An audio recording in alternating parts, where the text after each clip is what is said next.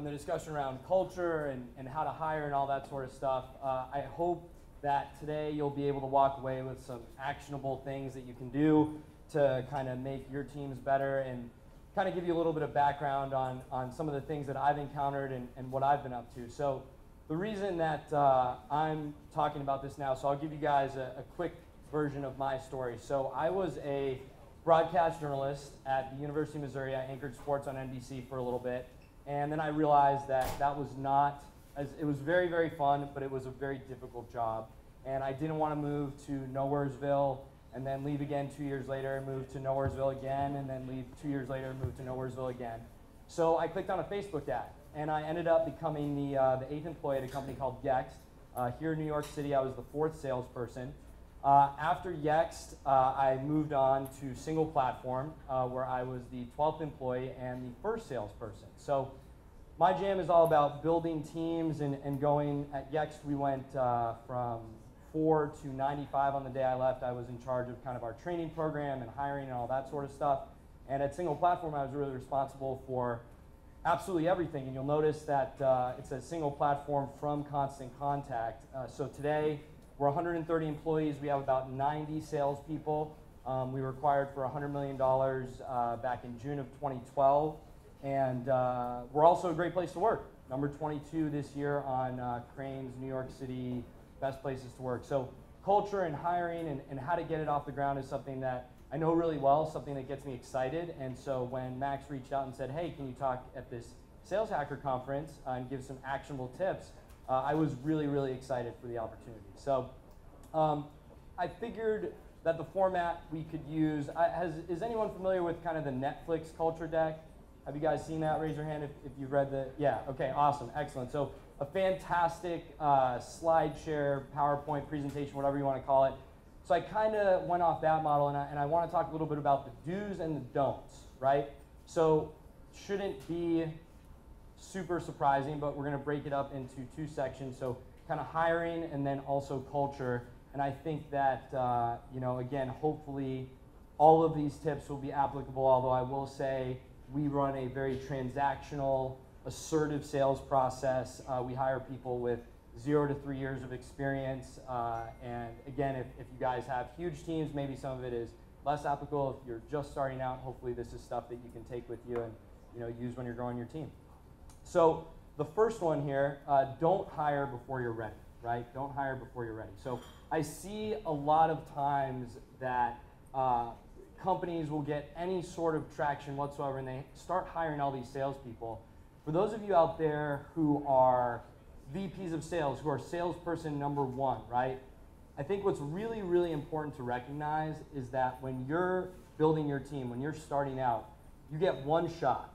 You get one shot with all the employees that you hire to go all in and really lead by example and throw absolutely every fiber of your being into making your company, your culture, your sales process, all that sort of stuff really, really work well, right? So if you go out there and you hire people and then you realize, oh crap, this sales system, this sales model isn't working, I have to kind of restart or start over. No matter what you do, when you're a startup and you need those people just so mentally invested in every single thing, they're never going to get quite to that level as on that first iteration, right? Because they did follow you. They said, okay, Adam, this sounds great, I'm all in. And then you said, ooh, actually we don't have the winning hand, but you're out of chips. So you want to make sure that you've got your process down pat. You want to make sure that you've got your process down pat. And there's 2 things that I think are really important. So at Single Platform, this process took quite a while. I was on the phones, cold calling by myself for about 9 months. We went through 30-something pitches. We went through 4 distinct business models. And I'm so thankful that, you know, we didn't start to hire until we had those 2 things right there. So the first one is you have to have a working business model, right? So the very first thing that I was selling at Single Platform was actually wildly successful from a sales side. We were signing up literally hundreds of places a month, which was fantastic. We hadn't seen, like, the entire customer base at that point was only a few hundred customers, right? We're signing up hundreds of customers a month with this new inside sales model. We think, oh my God, this is fantastic. Let's hire a bunch of people. Wait. turns out that although we were getting people on board, we weren't making any money, right? So if we're not making any money, that's not really a great business model. So you have to make sure that when you're starting out, that even if you're having success on the sales side, that you're not hiring before you're ready and before you have that business model, right? The second thing is you want to have a repeatable process. So everyone in here is a sales hustler, hacker, manager, amazing salesperson. If you weren't, you wouldn't be smart enough to come to a conference like this, right? But that means that you're going to be able to have success in a lot of places that other people won't. So, I love what we just talked about, right? It's not the salespeople, it's the sales system, and you need to have that sales system in place. So you can't just go out there and say, oh, well, I did, 10 sales this week, so I'm sure that we can hire someone and, they'll do 10 sales this week too, right? They better not do 10 sales that week. Because if they're just as good as you, then why are you the person that's in charge of it, right? That doesn't make any sense. So you have to make sure that you get that process and that system down so that it's not, the sales aren't coming because of your sales acumen, because of your talent, but they're coming because you've built some sort of process that makes a lot of sense. So don't hire before you're ready. Make sure that you have those things before you start trying to bring people on. It's sexy, it's fun, it's like, oh, we're growing the team, that's something everyone can get excited about. But if you do it and you're not ready and you get everyone to go all in with you, it can be a really disastrous result if things don't work out the way you want them to.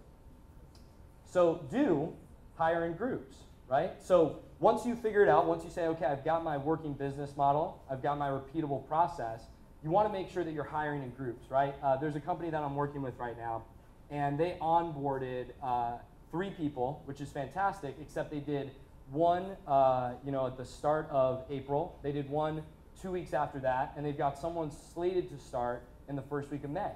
That's crazy. It's so hard. This guy, this VP of sales, is running around trying to manage 3 different people in 3 different phases of kind of their education at this company, right? So when you are ready, get a couple people on board.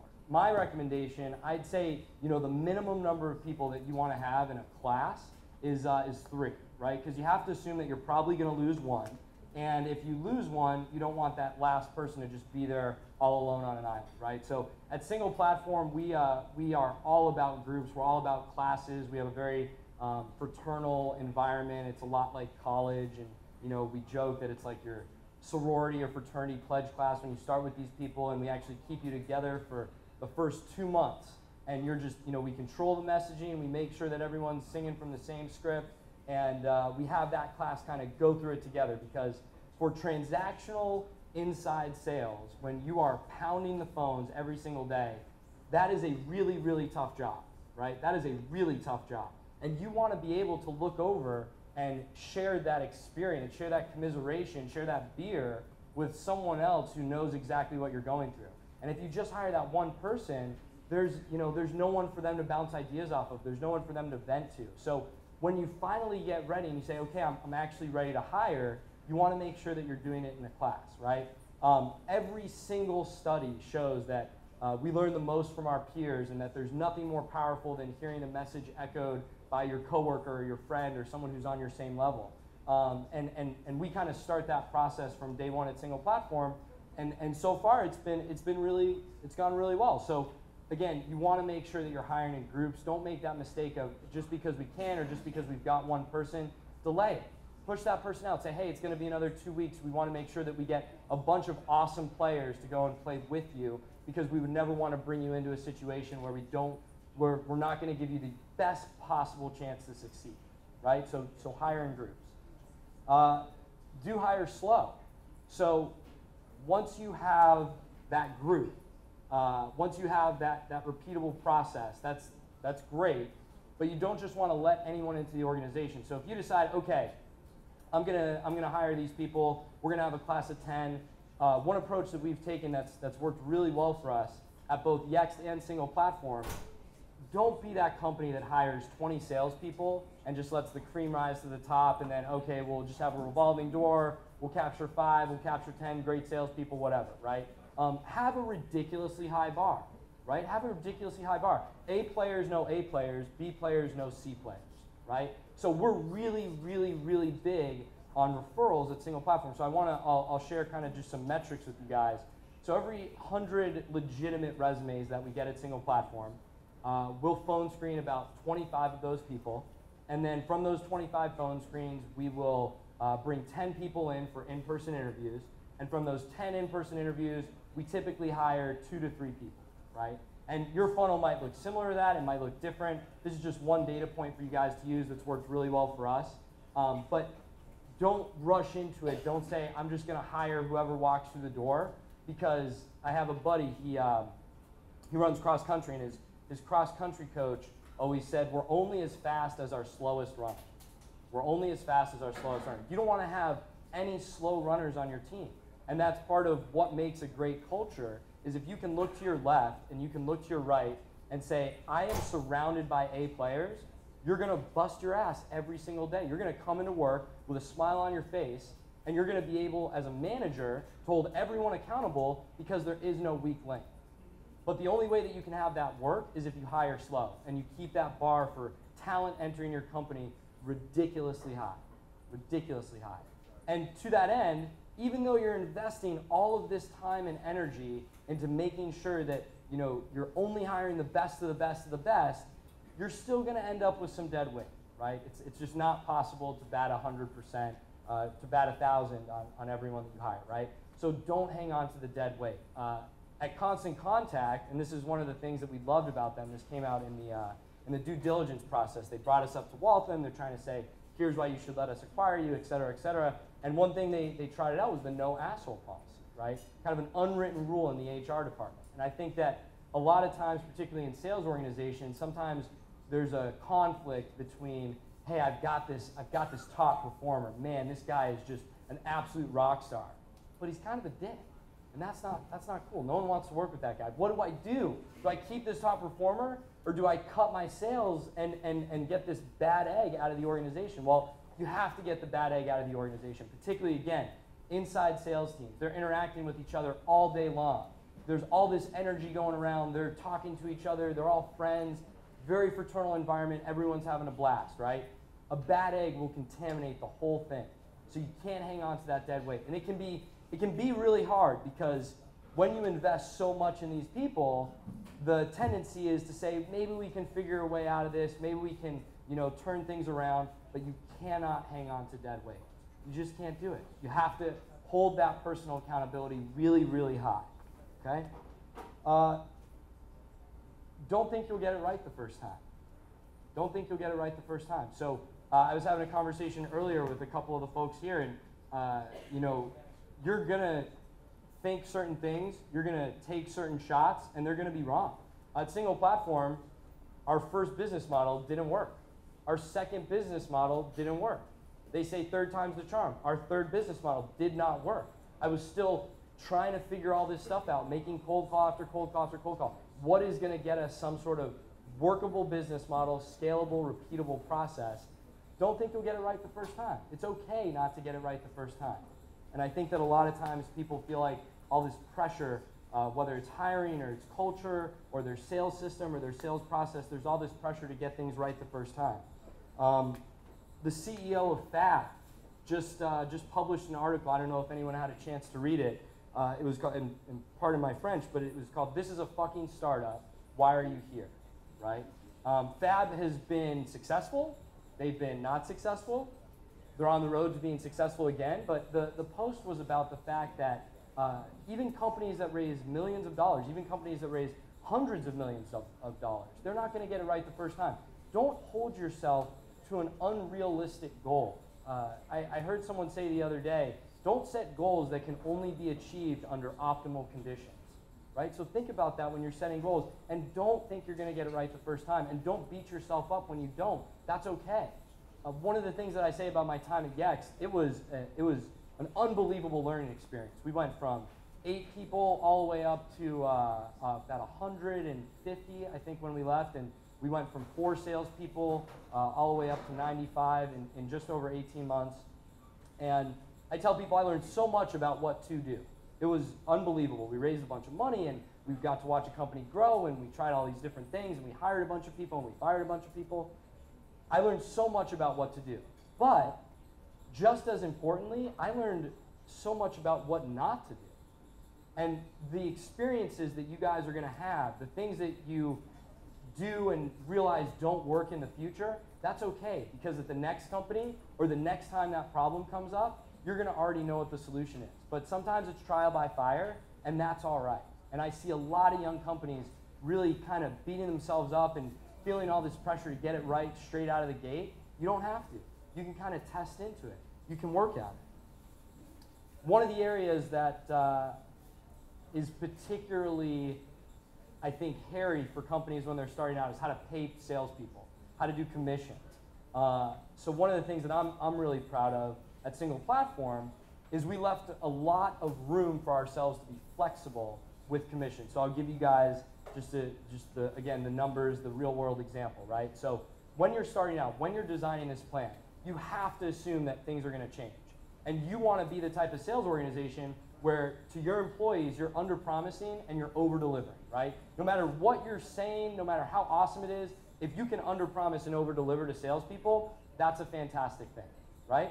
So you want to leave yourself room to be flexible. When we started out, we knew that we wanted to hang on to money for a little bit longer, so we were going to pay our salespeople quarterly commissions. We were selling an annual subscription for about $500 a year. And we ran the numbers, and we actually came up with a commission plan that allowed a salesperson to pay for themselves after 3 weeks. So after 3 weeks, this salesperson was now covering their headcount expense. Really, really good. Super atypical for an inside sales model. That is not what you need to go out and raise a bunch of money. That is not what you need to build a successful business. But we started from that point. And what did it allow us to do? Well, it allowed us to test, to tune, to scale, to kind of figure out all of these amazing things about performance and what salespeople were motivated by and what they thought was exciting and interesting. And so when we started, a sales rep at Plan hit $2,000 a quarter when they were at 100%, right?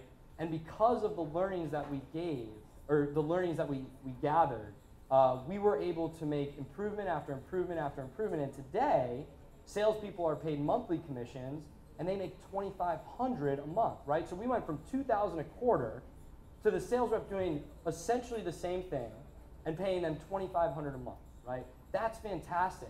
Make sure that you're setting up your processes in a way that you're leaving yourself room to be flexible. Whether it's commission or anything else, leave yourself room to kind of grow into that stuff. Leave yourself room to grow into that stuff.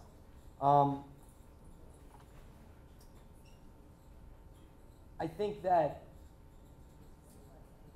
one thing that I also see, excuse me, is that as you start to figure things out, you want to make sure that you're developing more processes and you're going from that family stage to that tribe stage, that organizational stage, and you want to put more resources behind your people.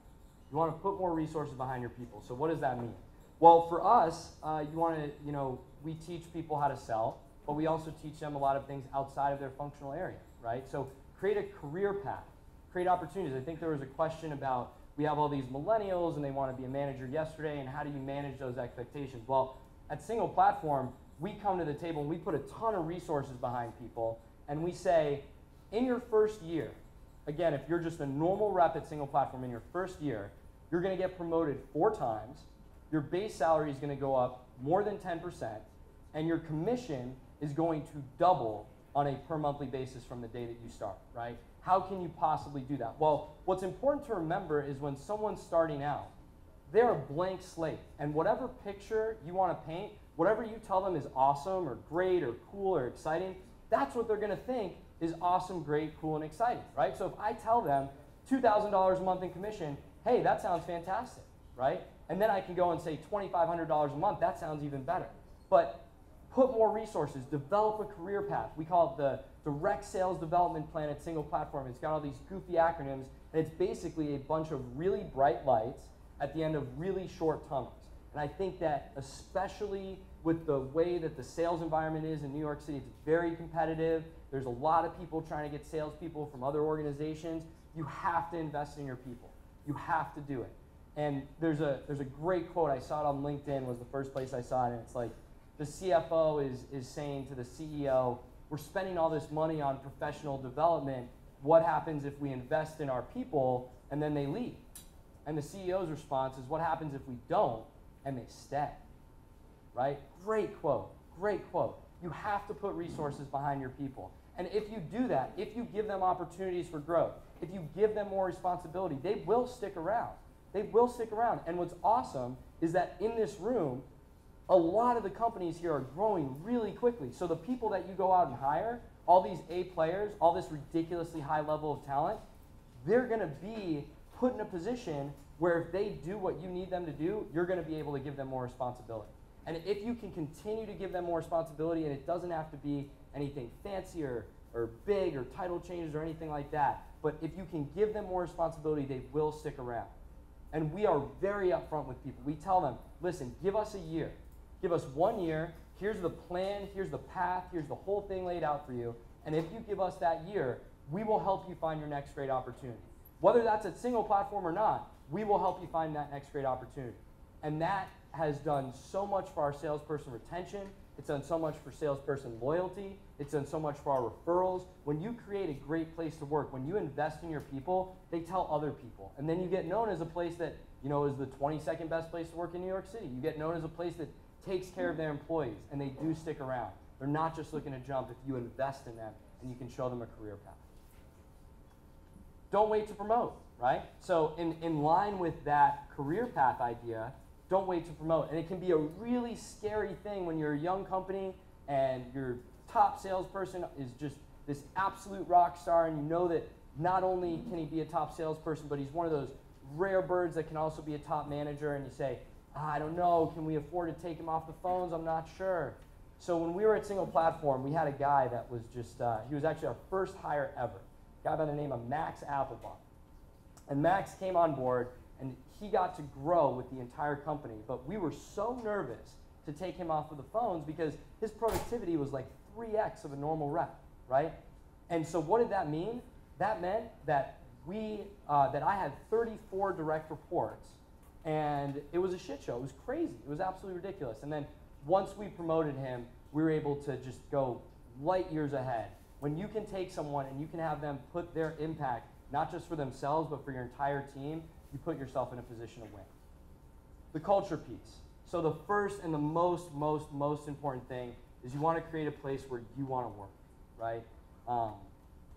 When it comes down to culture, it's an extension of yourself. You guys are going to define what that culture looks like. And there's a common thing at Single Platform. They go and they start telling their friends about their job, and all they do is they talk about work. And their friends are like, shut up, I don't want to talk about work. I think that's the wrong approach. Everyone should want to talk about work all the time. It's where you spend the absolute majority of your time. You spend more time at work than in your bed, in your apartment, with your friends. You spend more time at work. So it should be a place that's awesome. It should be a place that's fun, and what that fun looks like, or that extension of yourself, is going to be different for every organization. For us, it's Nerf guns and trips to Las Vegas and ringing the gong. For you guys, it could be, you know, go-kart races or bowling nights or playing ping pong at Spin, but you want to make that culture an extension of yourself. And that means don't try to please everyone. We have a very homogenous sales floor, and I think that a lot of times people feel like they have to get all these different types of people. People like themselves.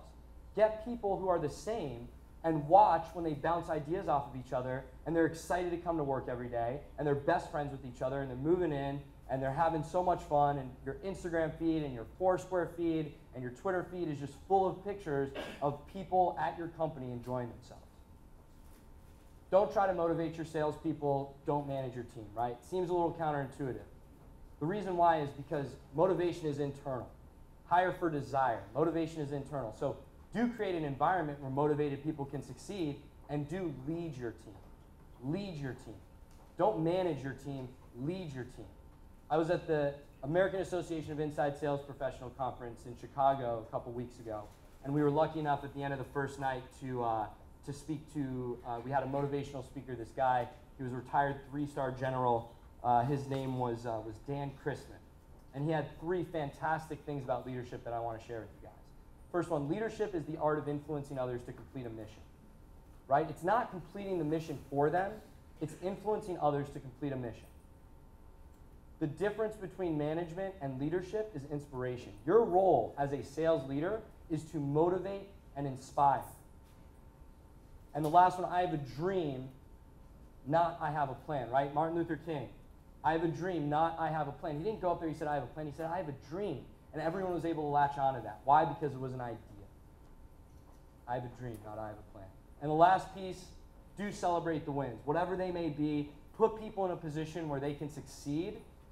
Tee up those layups, however small they might be. Celebrate it, have that positive energy. And if you can do all of those things, I absolutely promise you, not only will you have a fantastic culture, you'll have a fantastic team of salespeople, and you'll have a fantastic place to work. Thank you guys so much. I really appreciate it. Adam at singleplatform.com. Thank you.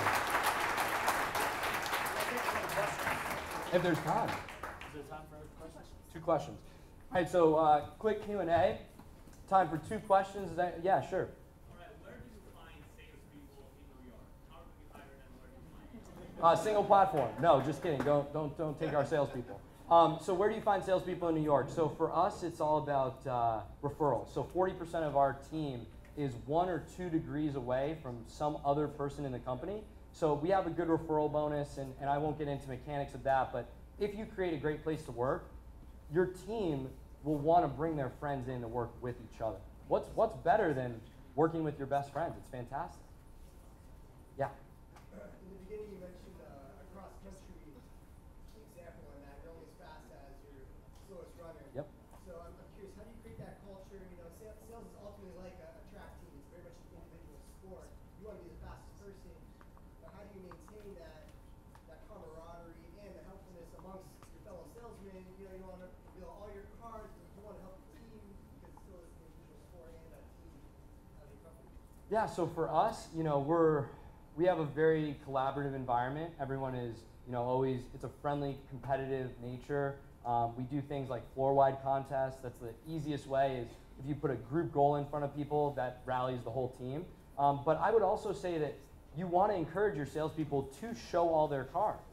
The people who show all their cards, the people who help others around them get better, that's what leaders do. And the people who go out there and do that in your organization are going to catch your eye, and then you're going to put them in positions where they can lead and inspire others. So most salespeople, you know, or some salespeople, they want to, you know, lead others, they want to motivate, they want to inspire. And if you give them opportunities to do that by encouraging things like, hey, you're the best sales rep, could you sit with one of our low performers? Could you tell them some of the things that you do that's been really successful? They love the opportunity to take on responsibility, particularly when they're younger. And it's a great way to, you know, help others get better as well. Cool. All right, awesome. Thanks, guys.